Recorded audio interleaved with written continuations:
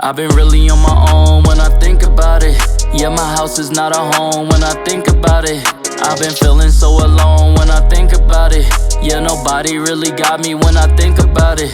I'm really on my own when I think about it. What is good, YouTube fam? It's your boy Simba coming back here again with another reaction video for you guys today. For today's reaction video, we got 11 most disgusting foods. Let's jump up in it.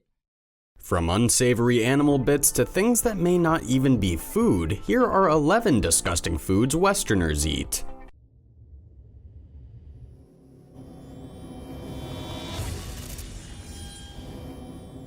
Artificial calamari.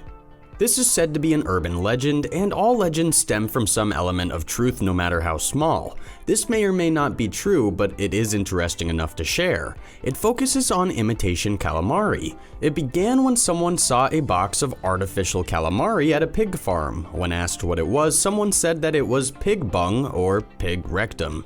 If you see a picture of bung, you'll notice that it looks very similar to calamari when fried. It's not uncommon, and many say it's really tasty. I don't know about you. Hold on. Y'all out here eating pig ass? Now that's wild. But if I want calamari, that means I do not want a hog's bung. Word spread like wildfire, and everyone started accusing restaurants of selling bung as calamari. This would be illegal, and since not much was ever officially spoken after that, it wouldn't surprise me if the silence was to avoid trouble.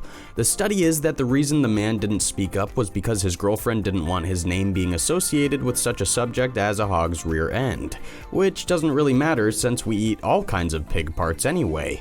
We really don't care about bung, man, but what we do care about is the calamari we've been eating and everyone trying to trick us into eating things we didn't ask for. Bull testicles. There is nothing quite like eating a plate of bull testicles. Who doesn't want to feast on the cooked testicles of a large animal? In the West, bull testicles are a pretty popular meal. It's not something to be eaten every day, but it's not hard to find. Bull testicles are known under many different names such as Montana tenderloins, cowboy caviar, calf fries, prairie oysters, and Rocky Mountain oysters.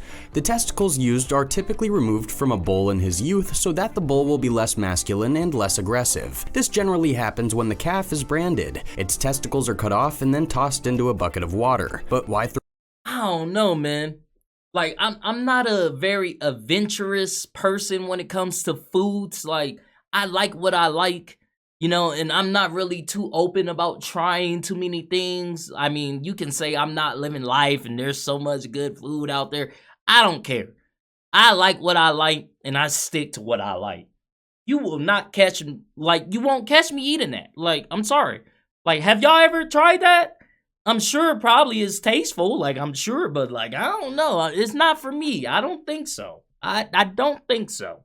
Throw out perfectly good testicles? After the bull is castrated, its testicles are peeled, washed, rolled in some flour, and then fried to be eaten.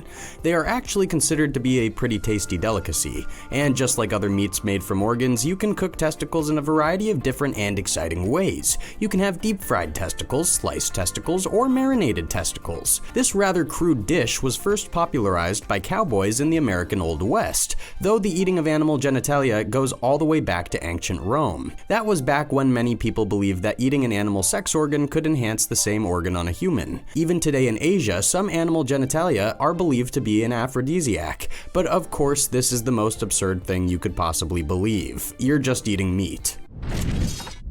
Spray cheese. Spray cheese is often seen as the height of processed food in all its disgusting glory. Spray cheese is gooey, a little orange, and absolutely horrendous for your body. But nonetheless, Americans eat spray cheese like it's going out of style. Bro, that is disgusting. I don't like spray cheese. Like, I never did. Like, every time someone would come with a can of it and put it in their mouth, like, my stomach just, like, turns, you know? But this right here, eating just a spoon of it is just wild. style. And while many people claim spray cheese has absolutely no cheese in it, and that's the contents of the can hold nothing but poisonous chemicals, that's actually not completely true. Spray cheese definitely isn't going to do you any favors in the health department. If you're trying to move away from processed foods, you definitely don't want to start sucking spray cheese out of the can. And to be completely honest, nothing that comes squirted from a can is probably going to be that good for you. However, spray cheese actually does contain quite a bit of cheese, and this may surprise a lot of people who have already demonized the product. A typical can of spray cheese really does contain cheddar cheese. However, the deal is that cheese spreads are only required by law to contain 51% cheese, according to an article from Spoon University. So you can deduce what the other 49% of the ingredients consist of. Basically, half the can is liquid cheese, and the other half is anyone's guess. Coolicals. Coolicals don't really have much use existing in the world. If you have ever thought to yourself that normal pickles simply aren't good enough and need to be a little nastier, you may want to try a Coolical. Basically, you take a dill pickle and a cold glass of Kool-Aid and you stuff your pickle inside of it. You are then going to brine your pickle using Kool-Aid and you will eventually be left with an absolutely horrifying Coolical. This bizarre invention came out of Mississippi in the American South, according to the Huffington Post. The end result is a pickle unnaturally colored, usually red, and bursting with Y'all out here eating that? I love Kool-Aid, of course. I'm not a big fan of pickles. Like, I've never been a person that can just, like, open a jar, eat a pickle, and be like, ooh, this pickle is so good. I've never been that person. I'm not that guy. With some Kool-Aid on it, maybe? But it doesn't look right to me. It doesn't sit right. It don't, like, oh, y'all actually eating that? Is that really... That's something y'all do? Y'all let me know in the comments, man.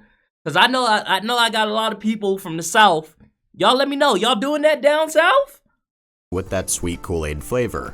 And while this may seem like a totally ridiculous creation to some people, to others, it is simply genius. And since its invention, Coolicals have been spreading away from Mississippi to other parts of the country. I wouldn't be surprised if Kool-Aid pickles are on store shelves all over the nation in the next couple of years. The best part is you can do it yourself. Just get a gallon of dill pickles, a few packets of Kool-Aid, and a whopping pound of sugar. Pickle away. And now for number 7, but be sure to tell us if you have ever tried any of these foods in the comments below, and be sure to subscribe if you haven't already.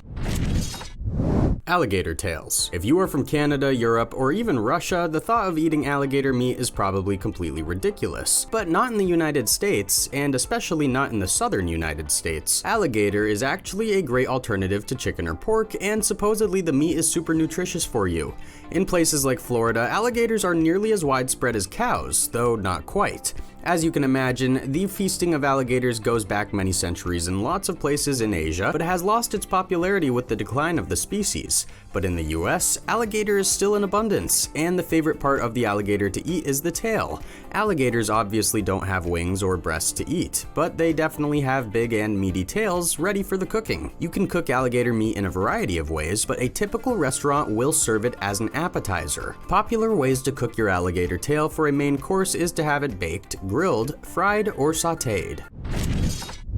Agoutic. I heard it's really Agoutic good. is also known as Alaskan ice cream, and it's not really that weird. It's actually kind of delicious. Some people call it Eskimo ice cream, and it basically consists of dried fish, berries, dried moose or caribou meat, fish or seal oil, all whipped together into a yummy ice cream.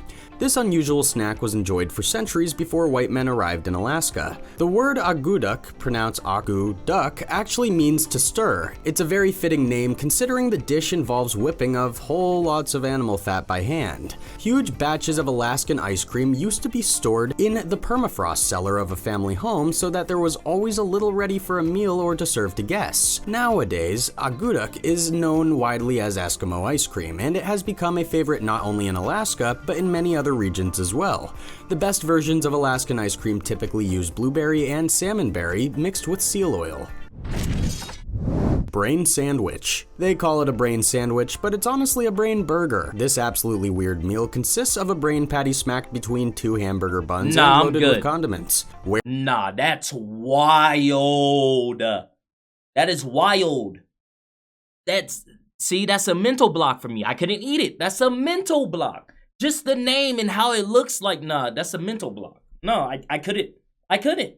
Where did such a bizarre dish come from? Well, back in the late 19th century, there was a lot of meat packing going on in Illinois, and each time a cow went to be slaughtered, the brain would be wasted, and that is a lot of meat. And so, the meat needed to be used, thus the brain sandwich was born. To make eating the brains of an animal less disgusting, diners in Missouri began to bread and fry the brains, then swaddle them in a bun or some marble rye. They obscured the flavor even more by slathering on mustard, pickles, and onions, but even with the brain tasting yummy, it was still a tricky dish. For example, whoever was cooking the brains needed to have cold hands, as any warmth had the potential to actually melt the brain in such a way that it would not be cooked very well. You couldn't even deep fry a brain because it would just melt. In any case, brain sandwiches started in Illinois, Missouri, and Indiana, and it's these 3 states where the sandwich is still available today in select restaurants. I highly doubt McDonald's will start selling brain sandwiches anytime soon.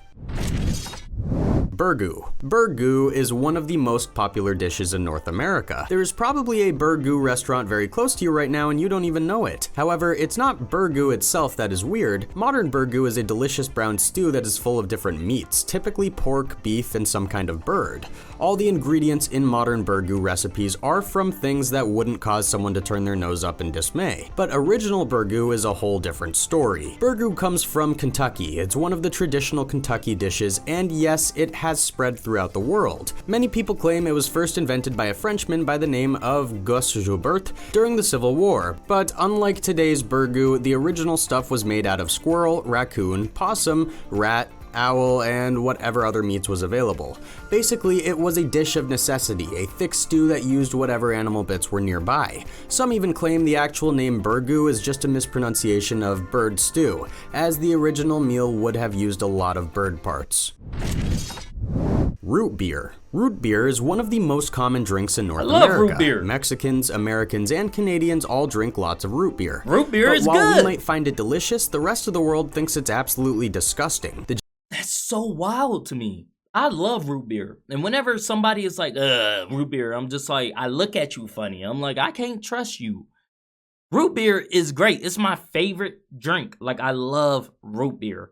Don't like root beer floats, though. That shit is disgusting. But root beer itself? A1.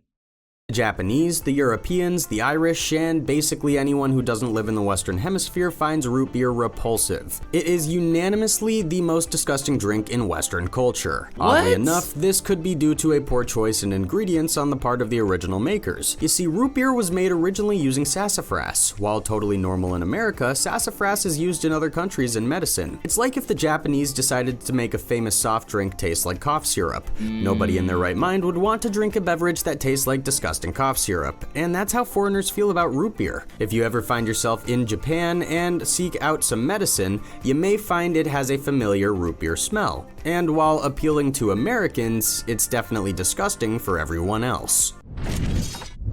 Haggis. Haggis is probably the most disgusting Western food on the planet and also the most popular and most well-known. Haggis is the national dish of Scotland, and it has been made the same way for hundreds and hundreds of years. At its core, haggis is a kind of pudding made from the liver, lungs, and a heart of a sheep. The organs are then mixed with mutton and oatmeal, seasoned heavily with spices, packed into the stomach of the sheep, then boiled to perfection. That's pretty much all the organs in one convenient stomach-wrapped meal. Throughout the 18th century, haggis was popular in both Scotland and England, according to Britannica. However, a food similar to haggis could have been made so far back as the 15th century in other parts of Europe. Today, haggis is enjoyed in a more ritualistic and ceremonial manner, like for a New Year celebration. Turducken. Turducken is one of the most disgusting bird foods created in the West. As the bizarre name would suggest, turducken is a chicken, turkey, and duck. First, the chicken is stuffed into a duck, then the duck is stuffed into a turkey. You get all your favorite birds stuffed inside of each other for one complicated dish. This way, when the turducken is sliced, every single slice contains a little bit of chicken, a little bit of duck, and a little bit of turkey, complete with stuffing between the layers. It's not a difficult dish to make, but it will eat up a lot of time. It's definitely the most complicated Thanksgiving recipe. The true origin of this strange dish is unknown, but many believe that it was first invented by a Louisiana chef back in the 1970s or the 1980s. Paul Prudhomme trademarked the name in 1986 and served it at his restaurant in Louisiana. Since then, the recipe has exploded, and it's even growing now in popularity as a fancy dish for Thanksgiving. Which of these foods do you want to go out right now and feed? Who eating that? Who is eating that? I have never heard of that. Nah, man. Some of those was wild. I'm not gonna cap. Some of those was wild. If you guys like this video, go ahead and hit that thumbs up button for me. Thank you guys for commenting, sharing, and subscribing. And I'll see you guys next time. Peace.